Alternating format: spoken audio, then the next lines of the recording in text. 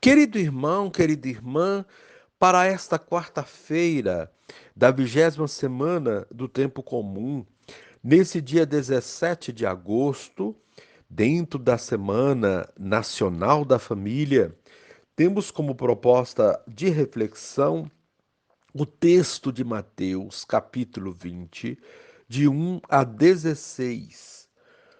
Naquele tempo, disse Jesus aos seus discípulos esta parábola: O reino dos céus é como a história do patrão que saiu de madrugada para contratar trabalhadores para a sua vinha.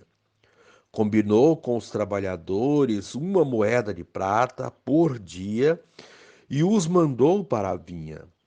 Às 9 horas da manhã, o patrão saiu de novo, viu outros que estavam na praça, desocupados, e lhes disse: Ide também vós para a minha vinha, e eu vos pagarei o que for justo. E eles foram. O patrão saiu de novo ao meio-dia e às 3 horas da tarde e fez a mesma coisa. Saindo outra vez pelas 5 horas da tarde, encontrou outros que estavam na praça e lhes disse: Por que estáis aí o dia inteiro desocupados? Eles responderam: Porque ninguém nos contratou. O patrão lhes disse: Ide vós também para a minha vinha. Quando chegou a tarde, o patrão disse ao administrador: Chama os trabalhadores e paga-lhes uma diária a todos, começando pelos últimos até os primeiros. Vieram os que tinham sido contratados às 5 da tarde e cada um recebeu uma moeda de prata. Em seguida vieram os que foram contratados primeiro e pensavam que iam receber mais.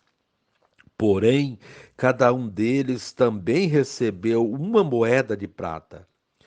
Ao receberem o pagamento, começaram a resmungar contra o patrão. Estes últimos trabalharam 1 hora só, e tu os igualaste a nós, que suportamos o cansaço e o calor do o dia inteiro. Então o patrão disse a um deles: Amigo, eu não fui injusto contigo. Não combinamos uma moeda de prata? Toma o que é teu e volta para casa. Eu quero dar a este que foi contratado, por último, o mesmo que dei a ti. Por acaso não tenho o direito de fazer o que quero com aquilo que me pertence? Ou estás com inveja, porque estou sendo bom? Assim, os últimos serão os primeiros, e os primeiros serão os últimos. Palavra da salvação. Glória a vós, Senhor. Querido irmão, querida irmã, a parábola dos trabalhadores da vinha nos revela que Deus é justo e seu reino é dom gratuito. Ali não pode haver ciúme e competição, diferente da lógica e das relações estabelecidas em certos ambientes da nossa sociedade. Para Deus, ninguém é excluído. Todos merecem encontrar seu lugar no mundo.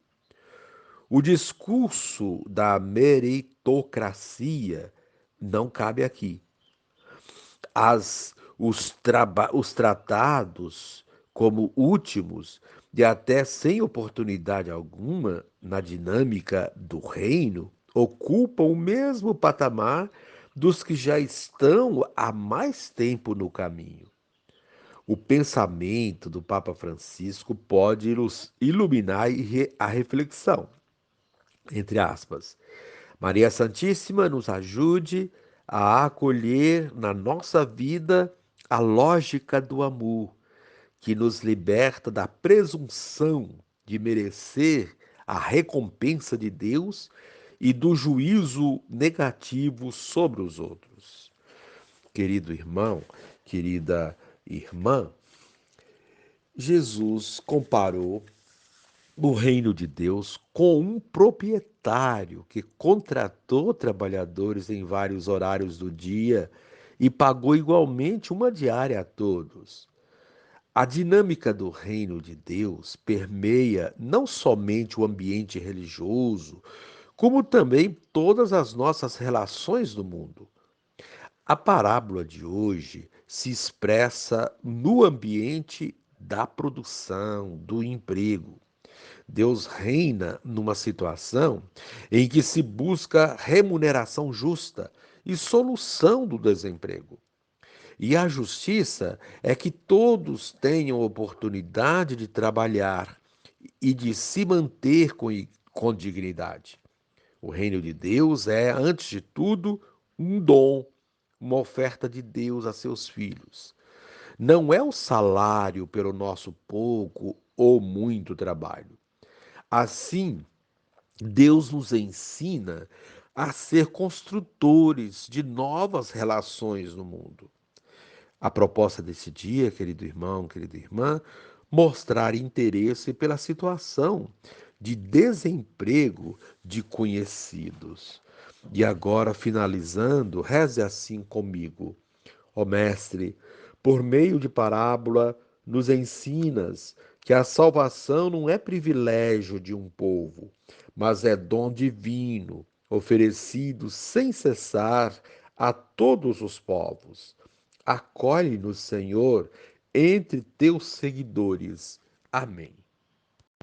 Querido irmão, querida irmã, dando continuidade à reflexão da palavra de Deus, da liturgia desta quarta-feira, da 20ª semana do tempo comum, nesse dia 17 de agosto, dentro da Semana Nacional da Família, que tem hoje o tema Família, Lugar de Perdão. Você poderá acompanhar na sua Bíblia os textos indicados, Ezequiel 34, 1 a 11, Mateus 20, 1 a 16, rezar o Salmo responsorial, Salmo 22. Uma vez que você já ouviu a proclamação do Evangelho com a reflexão, você poderá agora acompanhar a leitura da profecia de Ezequiel e a continuação dessa reflexão aplicada à vida. A palavra do Senhor foi-me dirigida nestes termos: Filho do homem, profetiza contra os pastores de Israel. Profetiza dizendo-lhes: Assim fala o Senhor Deus aos pastores. Ai dos pastores de Israel que se apacentam a si mesmos. Não são os pastores que devem apacentar as ovelhas. Vós vos alimentais com o seu leite, vestis a sua lã e matais os animais gordos, mas não apacentais as ovelhas. Não fortalecestes a ovelha fraca, não curastes a ovelha doente, nem enfaixastes a ovelha ferida. Não trouxestes de volta a ovelha extraviada, não procurastes a ovelha perdida. Ao contrário, dominastes sobre elas com dureza e brutalidade. As ovelhas dispersaram-se por falta de pastor, tornando-se presa de todos os animais selvagens. Minhas ovelhas vaguearam sem rumo por todos os montes e colinas elevadas. Dispersaram-se minhas ovelhas por toda a extensão do país, e ninguém perguntou por elas, nem as procurou. Por isso, ó pastores, escutai a palavra do Senhor. Eu juro por minha vida, oráculo do Senhor Deus, já que minhas ovelhas foram entregues à pilhagem e se tornaram presa de todos os animais selvagens, por falta de pastor, e porque os meus pastores não procuraram as minhas ovelhas, mas apacentaram-se a si mesmos e não as ovelhas. Por isso, ó pastores, Escutai a palavra do Senhor. Assim diz o Senhor Deus. Aqui estou para enfrentar os pastores e reclamar deles as minhas ovelhas. Vou tirar-lhes o ofício de pastor, e eles não mais poderão apacentar-se a si mesmos. Vou libertar da boca deles as minhas ovelhas, para não mais lhes servirem de alimento.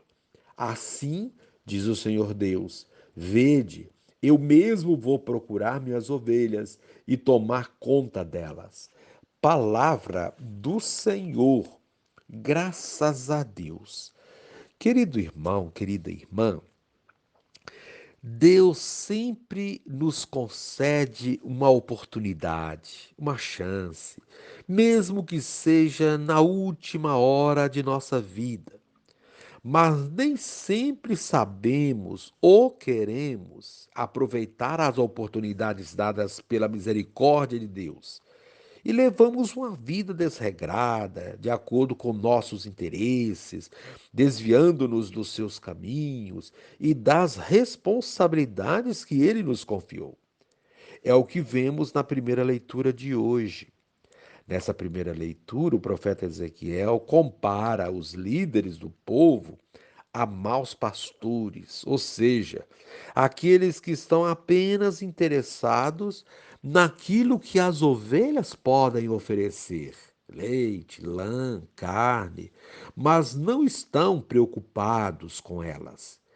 Agem apenas por interesse. Algo similar aos políticos que conhecemos muito bem. Aqueles que, em época de eleição, aproximam-se do povo, andam pelas ruas com ele, vão até as favelas e aos lugares mais distantes em busca do seu voto, fazendo promessas de melhoria para a vida do povo. Porém, ao serem eleitos, desaparecem e roubam o quanto podem desse mesmo povo que os elegeu. Esses são os maus pastores do tempo do profeta Ezequiel e de nossos tempos. No tempo do profeta Ezequiel, Deus os alertou de que lhes seriam tiradas as suas ovelhas e eles não teriam mais quem explorar. Deus mesmo iria cuidar das suas ovelhas como o bom pastor. E em nossos tempos, como podemos alertar esses maus pastores? Existe uma estratégia muito eficaz que está ao alcance de todos, que é o voto. Se tirarmos deles o nosso voto, eles não nos explorarão mais. Porém, infelizmente, muitos não sabem usá-lo e agem literalmente como ovelhas, sendo encurraladas facilmente, bastando apenas um bom discurso, uma promessa ou alguns presentes.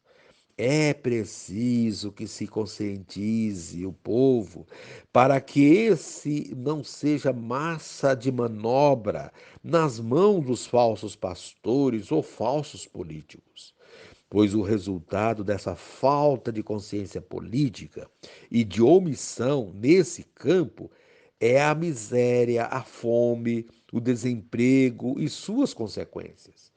Basta sairmos pelas ruas para vermos quantas pessoas estão desempregadas, esperando uma oportunidade que nunca chega, e quando chega, é para serem exploradas, como o mau pastor explora as suas ovelhas. É com essa situação que Jesus se depara. E, por essa razão, ele contou a parábola que temos no evangelho de hoje, a parábola dos trabalhadores de última hora.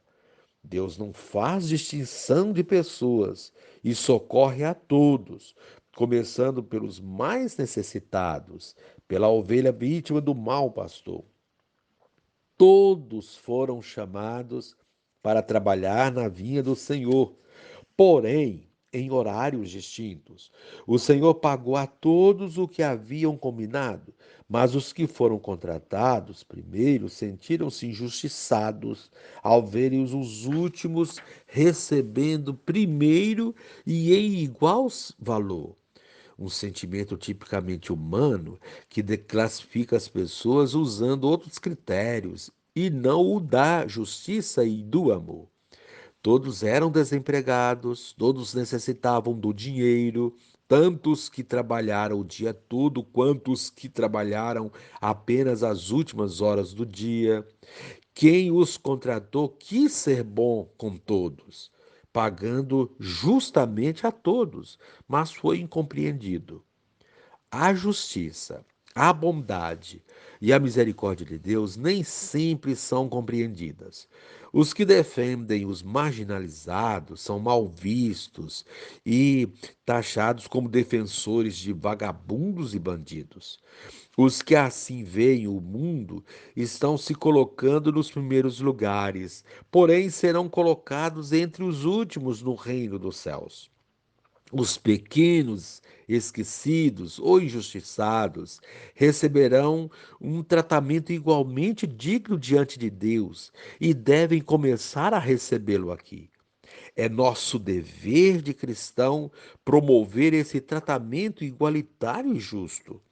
Assim, os textos de hoje prestam para nos ensinar a rever nossos conceitos e dissipar preconceitos de nosso coração, valorizando a todos, principalmente aqueles que ninguém valoriza, os pequenos e os fracos, os marginalizados ou excluídos. Assim, não vamos julgar os outros usando critérios econômicos, sociais ou culturais para não sermos injustos.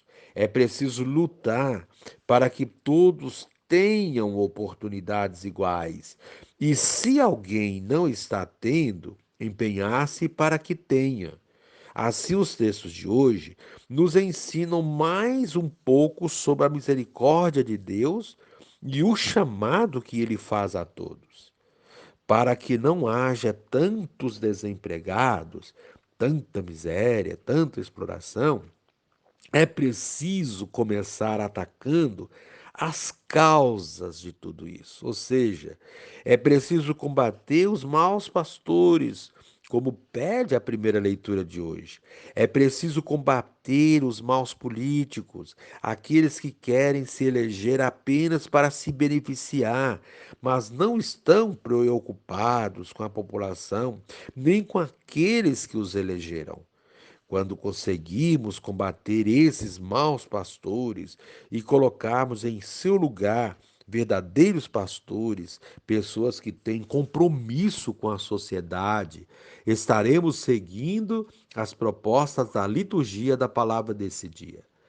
É preciso, portanto, comprometimento, envolvimento com questões políticas e sociais, sem, contudo, deixar de lado a fé e o compromisso cristão, porque ambos estão juntos, amalgamados. É o que hoje nos pede a palavra de Deus. E encerrando este momento, reze assim comigo. Divino Espírito, dá-me um coração grande para ser muito humano no trato com meu semelhante, de modo a jamais cair na tentação do legalismo e do igualitarismo. E como foi dito, nós estamos vivenciando essa Semana Nacional da Família e cada dia temos uma proposta apresentada aí pela, pela pastoral familiar, né, pela pastoral. Então, o dia de hoje, a quarta-feira, é o tema Família, Lugar de Perdão. Família, expressão do amor que tudo desculpa, tudo crê, tudo espera, tudo suporta. Você com sua família poderá reunir, fazer um momento de oração e para uma leitura da palavra, Mateus 11 a 20, 11, versículo 29, faça uma reflexão. na família e também utilizando os textos apresentados, acrescentando a reflexão. Um texto para auxiliar nesse dia seria se a família é o melhor lugar para se aprender a viver o perdão. Eles são a família, o lugar do perdão. Então é um lugar, pode-se aprender aí. O perdão é fundado em uma atitude positiva que procura compreender a fraqueza alheia e encontrar desculpas para a outra pessoa. Está em Amores Letícia, número 105. Para perdoar, é preciso primeiro fazer a experiência de ser perdoado por Deus, pois todos somos fracos e pecadores. Rezar com a própria história, aceitar a si mesmo, saber conviver com as próprias limitações e, inclusive, perdoar-se. Está em Amores Letícia, o número 107. É o primeiro passo para poder perdoar as fraquezas do próximo e não valorizar as ofensas sofridas. Muitas vezes, em vez do perdão, a tendência é de buscar cada vez mais culpas, imaginar cada vez mais maldades, supor todo tipo de más intenções, e assim o ressentimento vai crescendo e cria raízes. Amor e Letícia 105. Criam-se mecanismos de autoproteção e de suspeitas. Poder culpar os outros torna-se um falso alívio. Em vez disso, é preciso educar-se para o perdão. E também o Amores e Letícia número 121, o matrimônio é um sinal precioso porque quando um homem e uma mulher celebram o sacramento do matrimônio, Deus, por assim dizer, espelha-se neles e imprime neles as suas características e o caráter indelével do seu amor. O matrimônio é o ícone do amor de Deus por nós. Com efeito, também Deus é comunhão. As três pessoas, Pai, Filho e Espírito Santo, vivem desde sempre e para sempre em unidade perfeita. É precisamente nisto que consiste o mistério do matrimônio, dos dois esposos. Deus faz uma só existência. E nesse dia também, juntamente com sua família, reza o texto da Sagrada Família, a contemplação do texto em família. Escolha um momento do dia e um gesto concreto proposto é a dinâmica que permita e que exercite o perdão. E encerrando esse momento, reze comigo a oração da Sagrada Família. Jesus, Maria e José, em vós contemplamos o esplendor do verdadeiro amor. Confiantes a vós nos consagramos. Sagrada Família de Nazaré, tornai também as nossas famílias lugares de comunhão e cenáculos de oração, autênticas escolas do Evangelho e pequenas igrejas domésticas. Sagrada Família de Nazaré, que nunca mais haja nas famílias episódios de violência, de fechamento e divisão. E quem tiver sido ferido ou escandalizado, seja rapidamente consolado e curado. Sagrada Família de Nazaré, fazei que todos nos tornemos conscientes do caráter sagrado e inviolável da família, da sua beleza no projeto de Deus. Jesus, Maria e José, ouvi-nos e acolhei a nossa súplica. Amém.